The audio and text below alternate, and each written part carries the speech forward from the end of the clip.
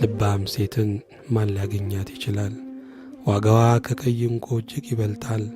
የባሏ ልብ ይታመንባታል፣ ምርኮም አይጎድልበትም።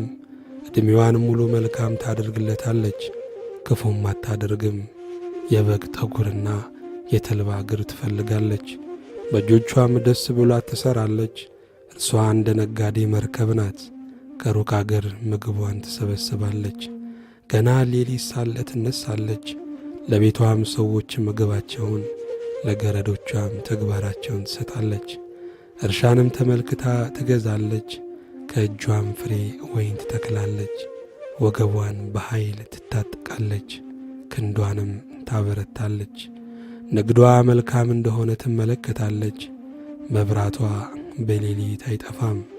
እጇን ወደ አመልማሎ ትዘረጋለች፣ ጣቶቿም እንዝርትን ይይዛሉ።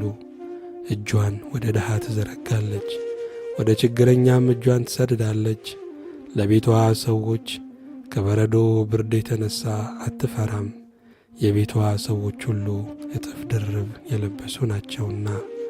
ለራሷ ግብረ መርፌ ስጋጃ ትሠራለች፣ ጥሩ በፍታና ቀይ ግምጃ ትለብሳለች።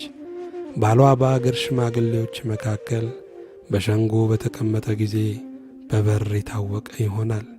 የበፍታ ቀሚስ እየሠራች ትሸጣለች፣ ለነጋዴም ድግ ትሸጣለች። ብርታትና ከበሬታ ልብሷ ነው፣ በኋላም ዘመን ላይ ትስቃለች። አፏን በጥበብ ትከፍታለች፣ የርኅራኄም ሕግ በምላሷ አለ። የቤቷን ሰዎች አካሄድ በደህና ትመለከታለች፣ የሐኬትንም እንጀራ አትበላም። ልጆቿ ይነሳሉ፣ ምስጋናዋንም ይናገራሉ። ባሏ ደግሞ እንዲህ ብሎ ያመሰግናታል። መልካም ያደረጉ ብዙ ሴቶች አሉ፣ አንቺ ግን ከሁሉ ትበልጫለሽ።